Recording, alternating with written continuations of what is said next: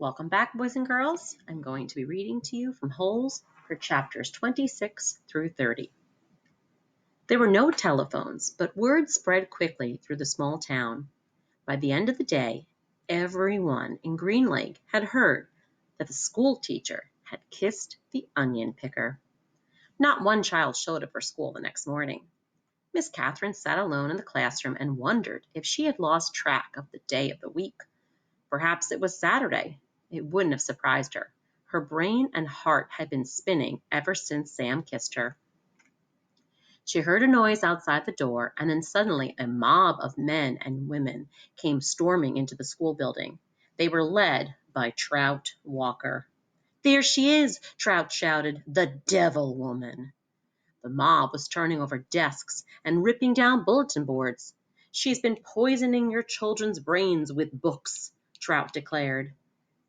They all began piling all the books in the center of the room.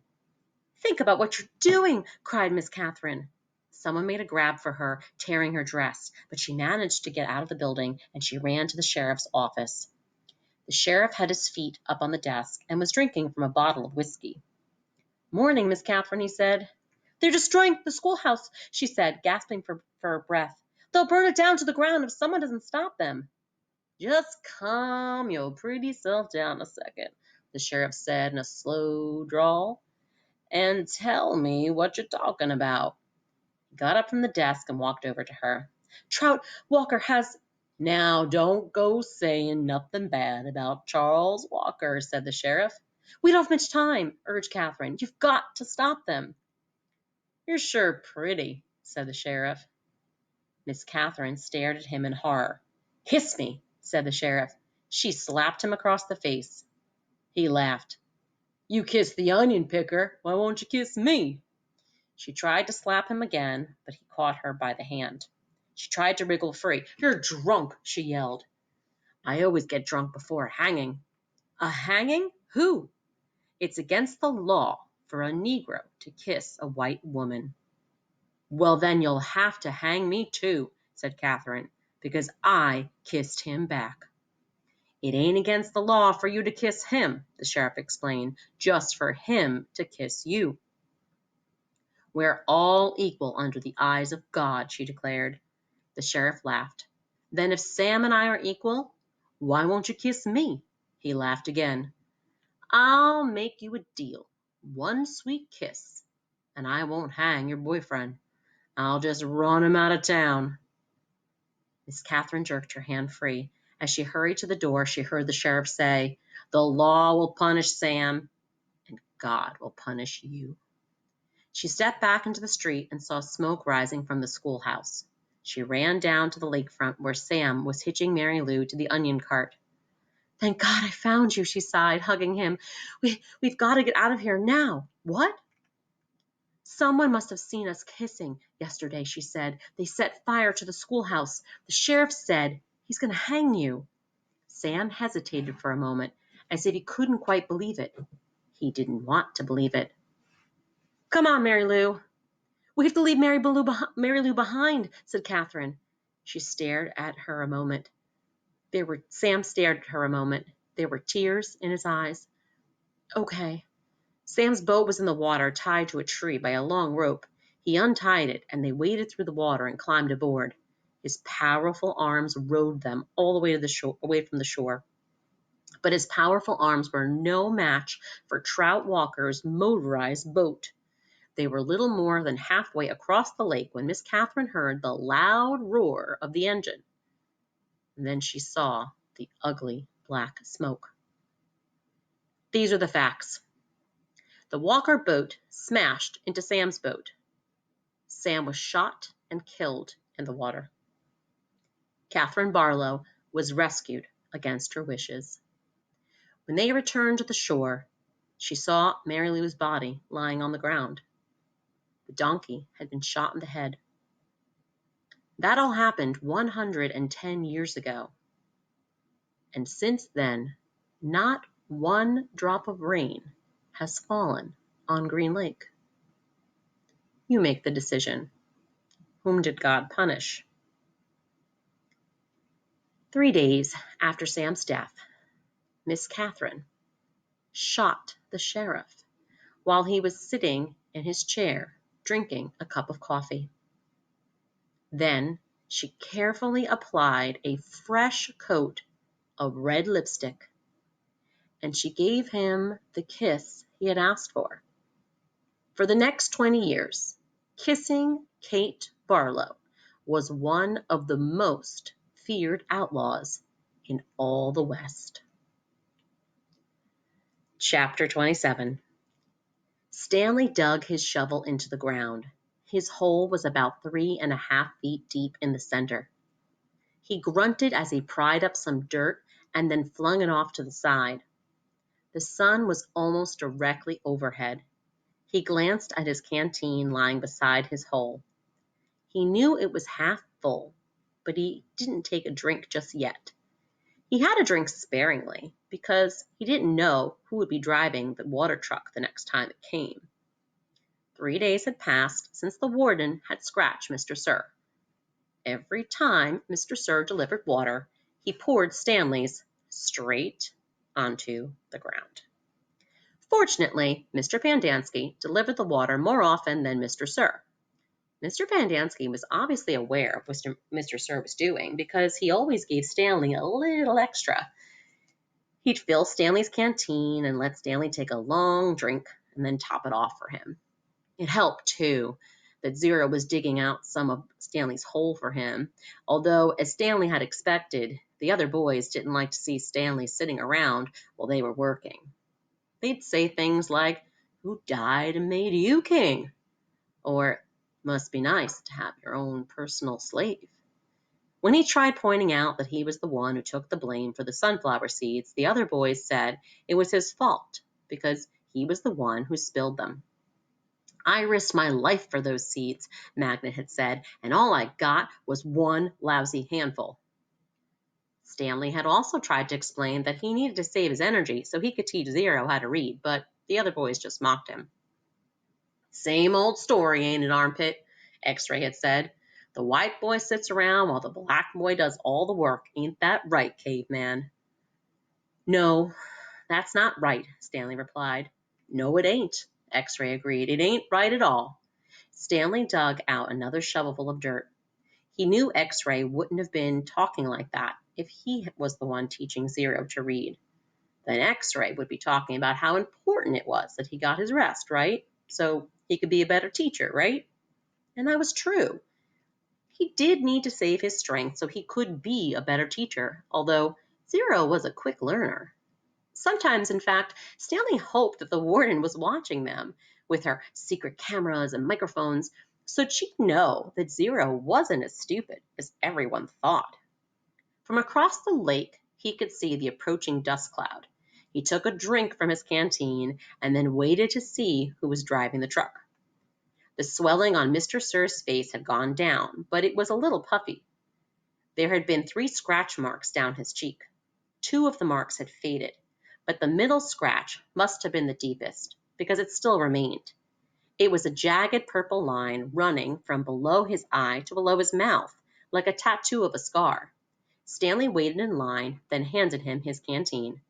Mr. Sir held it up to his ear and shook it. He smiled at the swishing sound. Stanley hoped he wouldn't dump it out. To his surprise, Mr. Sir held the canteen under the stream of water and filled it. "Wait here," he said. Still holding Stanley's canteen, Mr. Sir walked past him and then went around the side of the truck into the cab where he couldn't be seen. "What's he doing in there?" asked Zero.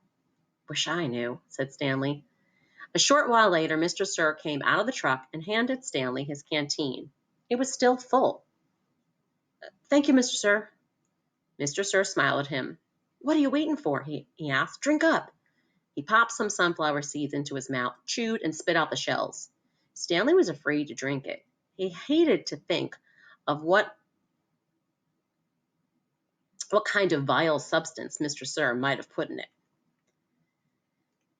He brought the canteen back to his hole, and for a long time he left it beside his hole as he continued to dig. Then, when he was so thirsty that he could hardly stand it anymore, he unscrewed the cap, turned the canteen over, and poured it out all onto the dirt. He was afraid that if he had waited another second, he might have taken a drink.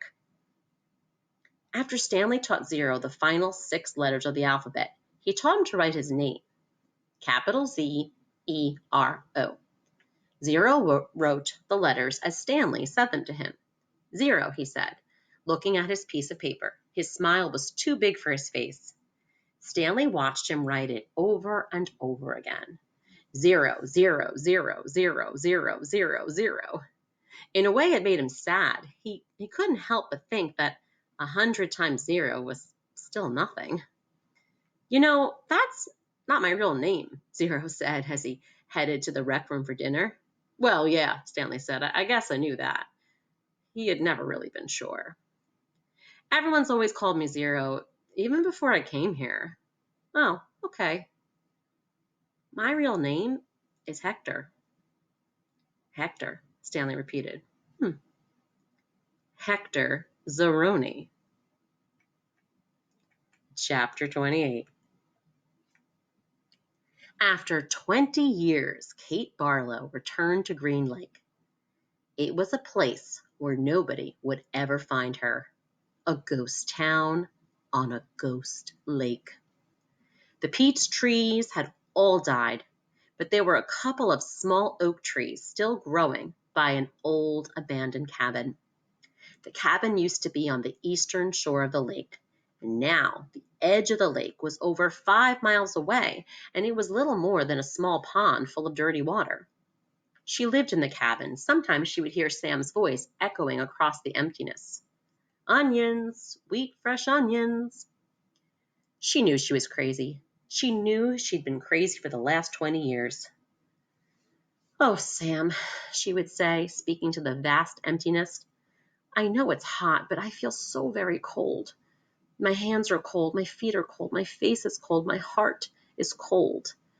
And sometimes she would hear him say, I can fix that. And she'd feel his warm arm across her shoulders.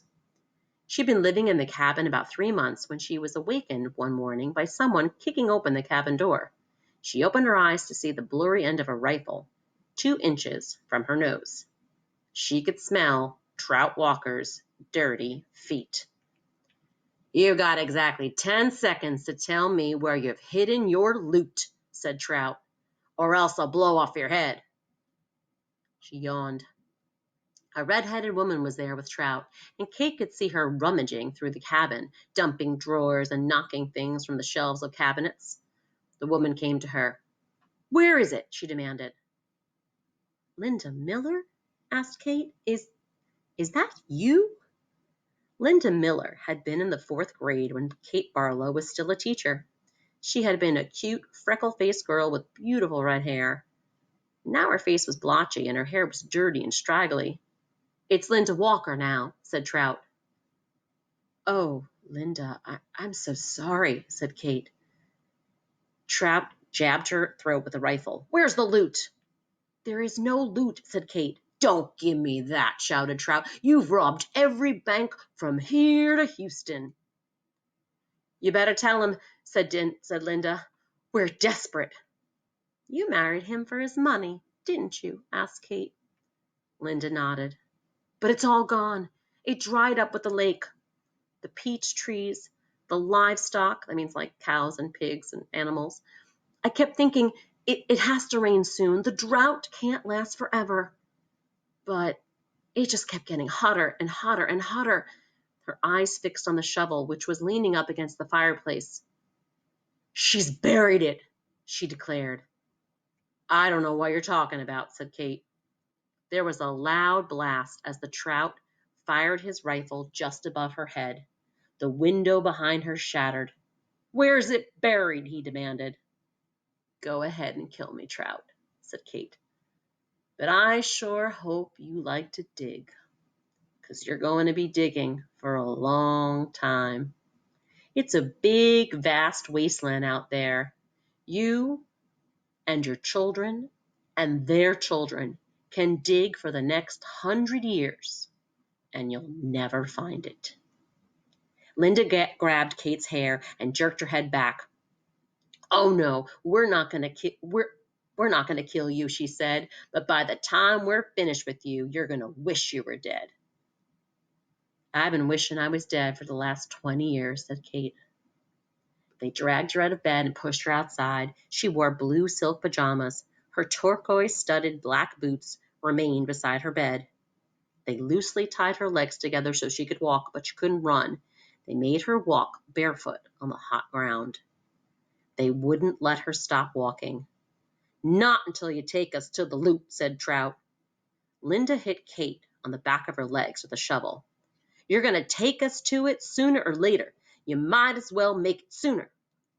She walked one way, then the other, until her feet were black and blistered.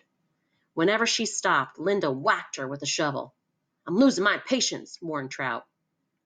She felt the shovel jab into her back, and she fell onto hard dirt. "Get up," ordered Linda. Kate struggled to her feet. "We're being easy on you today," said Trout. "It's just going to keep getting worse and worse for you until you take us to it." "Look out!" shouted Linda. A lizard leaped toward them. Kate could see its big red eyes. Linda tried to hit it with a shovel, and Trout shot at it, but they both missed. The lizard landed on Kate's bare ankle. Its sharp, black teeth bit into her leg. Its white tongue lapped up the droplets of blood that leaked out of the wound. Kate smiled. There was nothing they could do to her anymore. "Start digging," she said. "Where is it?" "Where?" Linda screeched. "Where'd you bury it?" Trout demanded. Kate Barlow died laughing. Part 2, The Last Hole, Chapter 29. There was a change in the weather, for the worse. The air became unbearably humid. Stanley was drenched in sweat. Beads of moisture ran down the handle of his shovel. It was almost as if the temperature had gotten so hot that the air itself was sweating. A loud boom of thunder echoed across the empty lake. A storm was way off to the west beyond the mountains. Stanley could count more than 30 seconds between the flash of lightning and the clap of thunder. And that was how far away the storm was. Sound travels a great distance across a barren wasteland. Usually Stanley couldn't see the mountains at this time of day. The only time they were visible was just at sunup, before the air became hazy. Now, however, the sky was very dark off to the west, and every time the lightning flashed, a dark shape of the mountains would briefly appear. "Come on, rain," shouted Armpit. "Blow this way." "Maybe it'll rain so hard it will fill up the whole lake," said Squid. "We can go swimming." 40 days and 40 nights, said X-Ray. "Guess we better start building us an ark. Get 2 of each animal, right?" "Right," said Zigzag. 2 rattlesnakes, 2 scorpions, 2 yellow spotted lizards. The humidity, or maybe the electricity in the air, had made Zigzag's head even more wild-looking. His frizzy blonde hair stuck almost straight out. The horizon lit up with a huge web of lightning. In that split second, Stanley thought he saw an unusual rock formation on top of one of the mountain peaks. The peak looked to him exactly like a giant fist, with a thumb sticking straight up. And then it was gone. And Stanley wasn't sure whether he'd seen it or not. "I found refuge on God's thumb." That was what his great-grandfather had supposedly said after Kate Barlow had robbed him and left him stranded in the desert. No one ever knew what he meant by that. He was delirious when he said it. But how could he live for 3 weeks without food or water? Stanley had asked his father. "I don't know. I wasn't there," replied his father. "I wasn't born yet. My father wasn't born yet. My grandmother, your great-grandmother, was a nurse in the hospital where they treated him. He'd always talked about how she'd dab his forehead with a cool, wet cloth. He said that's why he fell in love with her. He thought she was an angel." A real angel? His father didn't know. How about after he got better? Did he ever say what he meant by God's thumb or how he survived? No, he just blamed his no-good pig-stealing father. The storm moved off farther west, along with any hope of rain. but the image of the fist and the thumb remained in Stanley's head. Although instead of lightning flashing behind the thumb, in Stanley's mind, the lightning was coming out of the thumb, as if it were the thumb of God. Chapter 30. The next day was Zigzag's birthday, or so he said. Zigzag lay in his cot as everyone headed outside. I get to sleep in because it's my birthday. And then a little while later, he cut into the breakfast line just in front of Squid. Squid told him to go to the end of the line. Hey, it's my birthday, Zigzag said, staying where he was. It's not your birthday, said Magnet, who was standing behind Squid. Is too, said Zigzag. July 8th. Stanley was behind Magnet. He didn't know what day of the week it was, let alone the date. It could have been July 8th, but how would Zigzag know? He tried to figure out how long he'd been at Camp Green Lake, if indeed it was July 8th. I came here on May 24, he said aloud, so that means I've been here 46 days, said Zero. Stanley was still trying to remember how many days there were in May and June. He looked at Zero. He learned not to doubt him when it came to math. 46 days. It felt more like 1,000. He didn't dig a hole that first day, and he hadn't dug one yet today, and that meant he dug 44 holes. If it really was July 8th. Can I have an extra carton of juice? Zigzag asked Mr. Sir. It's my birthday. To everyone's surprise, Mr. Sir gave it to him. Stanley dug his shovel into the dirt. Hole number 45. The 45th hole is the hardest, he said to himself. But that really wasn't true, and he knew it. He was a lot stronger than when he first arrived. His body had adjusted somewhat to the heat and the harsh conditions. Mr. Sir was no longer depriving him of water. After having to get on by with less water for a week or so, Stanley now felt like he had all the water he could want. Of course, it helped that Zero had dug some of his hole for him each day, but that wasn't as great as everyone thought it was. He always felt awkward when Zero was digging his hole, unsure of what to do with himself. Usually he stood around a while before sitting off by himself on the hard ground with the sun beating down on him. It was better than digging, but not a lot better. When the sun came up a couple hours later, Stanley looked for the thumb of God. The mountains were a little more dark shadows on the horizon. He thought he could make out a spot where the top of one mountain seemed to jut upward, but it didn't seem very impressive. A short time later, the mountains were no longer visible, hidden behind the glare of the sun, reflecting off the dirty air. It was possible, he realized, that he was somewhere near where Kate Barlow had robbed his great-grandfather. If that was really her lipstick tube he'd found, then she must have lived somewhere around here. Zero took his turn before the lunch break. Stanley climbed out of his hole, and Zero climbed down into it. Hey, caveman, said Zigzag, you should get a whip.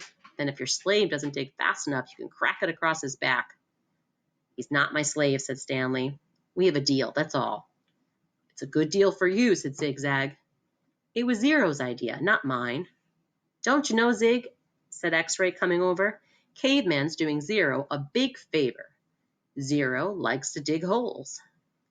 He sure is a nice guy to let Zero dig his holes for him, said Squid. Well, what about me? Asked Armpit. I like to dig holes too. Can I dig for you, Caveman, after Zero's finished? The other boys laughed. No, I want to, said Zigzag. It's my birthday. Stanley tried his best to ignore them. Zigzag kept at it. Come on, Caveman, be a pal. Let me dig your hole. Stanley smiled as if it were all a big joke. When Mr. Pandansky arrived with water and lunch, Zigzag offered Stanley his place in line. Since you're so much better than me. Stanley remained where he was. I didn't say it was... You're insulting him, Zig, said X-Ray. Why should Caveman take your place when he deserves to be at the very front? He's better than all of us, aren't you, Caveman? No, said Stanley. Sure you are, said X-Ray. Now come to the front of the line where you belong. That's okay, said Stanley. No, it's not okay, said X-Ray. Get up here. Stanley hesitated and then moved to the front of the line. Well, this is a first, Mr. Pandansky said, coming around the side of the truck. He filled Stanley's canteen and handed him a sack lunch. Stanley was glad to get away. He sat down between his hole and Zero's. He was glad that he'd be digging his own hole for the rest of the day. Maybe the other boys would leave him alone. Maybe he shouldn't let Zero dig his hole for him anymore. but he needed to save his energy to be a good teacher. He bit into his sandwich, which contained some kind of meat and cheese mixture that came in a can. Just about everything at Green Lake came in a can. The supply truck came once a month. He glanced up to see Zigzag and Squid walking toward him. "I'll give you my cookie if you let me dig your hole," said Zigzag. Squid laughed. "Here, take my cookie," said Zigzag, holding it out in front of him. "No thanks," said Stanley. "Come on, take my cookie," said Zigzag, sticking it in his face. "Leave me alone," said Stanley. "Please, eat my cookie," said Zigzag, holding it under Stanley's nose. Squid laughed. Stanley pushed it away. Zigzag pushed him back. "Don't push me." "I didn't." Stanley got to his feet. He looked around. Mr. Pandansky was filling Zero's canteen. Zigzag pushed him back. "I said, don't push me." Stanley took a step backward, carefully avoiding Zero's hole. Zigzag kept after him. He shoved Stanley and said, "Quit pushing." "Lay off," said Armpit, and as he, Magnet, and X-Ray joined them. "Why should he?" snapped X-Ray. "Caveman's bigger. He can take care of himself." "I don't want any trouble," said Stanley. Zigzag pushed him hard. "Eat my cookie," he said. Stanley was glad to see Mr. Pandansky coming towards them along with Zero. "Hi, Mom," said Armpit. "We're just fooling around." "I saw what was going on," Mr. Pandansky said. He turned to Stanley. "Go ahead, Stanley," he said. "Hit him back. You're bigger." Stanley stared at Mr. Pandansky in astonishment. "Teach the bully a lesson," said Mr. Pandansky. Zigzag hit Stanley on the shoulder with his open hand. "Teach me a lesson," he challenged. Stanley made a feeble attempt to punch Zigzag, and then he felt a flurry of fists against his head and neck. Zigzag had hold up his collar with one hand and then was hitting him with the other. The collar ripped and Stanley fell backward into the dirt. "That's enough," Mr. Pandansky yelled. It wasn't enough for Zigzag. He jumped on top of Stanley. "Stop!" shouted Mr. Pandansky. The side of Stanley's face was pressed against the dirt. He tried to protect himself, but Zigzag's fist slammed off his arms and pounded his face into the ground. All he could do was wait for it to be over. And then suddenly Zigzag was off him. Stanley managed to look up, and he saw that Zero had his arm around Zigzag's long neck. Zigzag made a gagging sound as if he desperately tried to pry Zero's arm off him. "You're going to kill him!" shouted Mr. Pandansky. Zero kept squeezing. Armpit charged into them, freeing Zigzag from Zero's chokehold. The three boys fell into the ground in different directions. Mr. Pandansky fired his pistol into the air. The other counselors came running from the office. The tents are out on the lake. They had their guns drawn, but holstered them when they saw the trouble was over. The warden walked right over from her cabin. "There was a riot," Mr. Pandansky told her. "Zero's almost strangled Ricky." The warden looked at Zigzag, who was still stretching and massaging her neck. Then she turned her attention to Stanley, who was obviously in the worst condition. "What happened to you?" "Nothing. It wasn't a riot."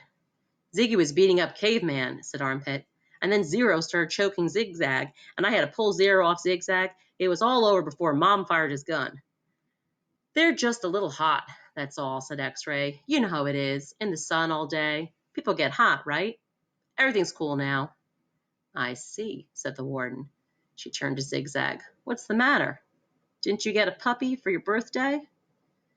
"Zig's just a little hot," said X-Ray. "Out in the sun all day. You know how it is. The blood starts to boil." "Is that what happened, Zigzag?" asked the warden. "Yeah," said Zigzag. "Like X-Ray said, working so hard in the hot sun, while Caveman just sits around doing nothing, my blood boiled." "Excuse me," said the warden. "Caveman digs his holes just like everyone else." Zigzag shrugged. "Sometimes."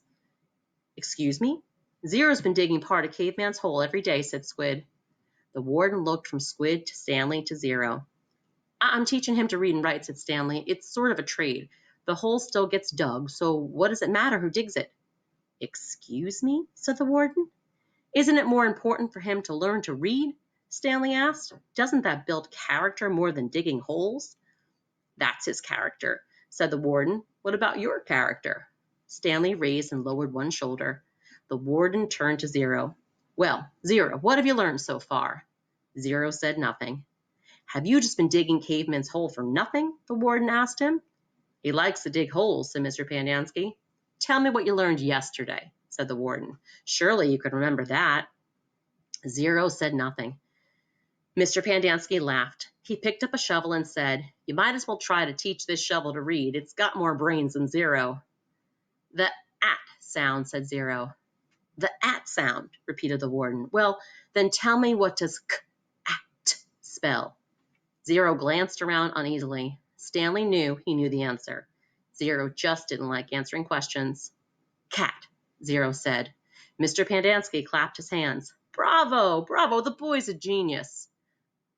"At?" asked the warden. Zero thought a moment. Stanley hadn't taught him the F sound yet. "F," whispered Zero. Zero whispered, "Fat." "How about at?" asked the warden. Stanley hadn't taught him the H sound either. Zero concentrated hard and then said, "Chat."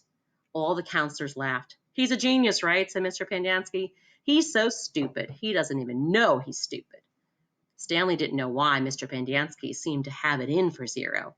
If Mr. Pandansky only thought about it, he'd realize it was very logical for Zero to think that the letter H made the CH sound. "Okay, from now on, I don't want anyone digging anyone else's holes," said the warden, "and no more reading lessons." "I'm not digging another hole," said Zero. "Good," said the warden. She turned to Stanley.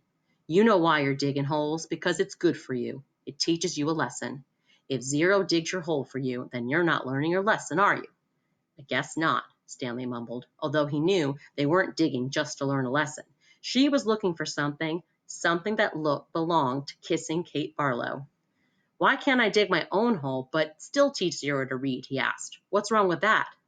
"I'll tell you what's wrong with that," the warden said. "It leads to trouble. Zero almost kills Zigzag." "It causes him stress," said Mr. Pandansky. "I know you mean well, Stanley, but face it, Zero's too stupid to learn to read. That's what makes his blood boil, not the hot sun." "I'm not digging another hole," said Zero. Mr. Pandansky handed him the shovel. "Here, take it, Zero. It's all you'll ever be good for." Zero took the shovel, and then he swung it like a baseball bat. The metal blade smashed across Mr. Pandansky's face. His knees crumpled beneath him. He was unconscious before he hit the ground. All the counselors drew their guns. Zero held the shovel out in front of him as if he were going to try to bat away the bullets. "I hate digging holes," he said, and then he slowly backed away. "Don't shoot him," said the warden. "He can't go anywhere. The last thing we need is an investigation." Zero kept backing up out past the cluster of holes that the boys had been digging, and then farther and farther out into the lake. "He's going to have to come back for water," the warden said. Stanley noticed Zero's canteen lying on the ground near his hole. A couple of the counselors helped Mr. Pandansky to his feet and into the truck. Stanley looked out towards Zero, but he had disappeared into the haze. The warden ordered the counselors to take turns guarding the shower room and the rec room all day and night. They were not to let Zero drink any water, and when he returned, he was to be brought directly to her. She examined her fingernails and said, "It's almost time for me to paint my nails again." Before she left, she told the 6 remaining members of Group D that she still expected 7 holes. Boys and girls, thank you for listening to chapters 26 to 30. See you soon.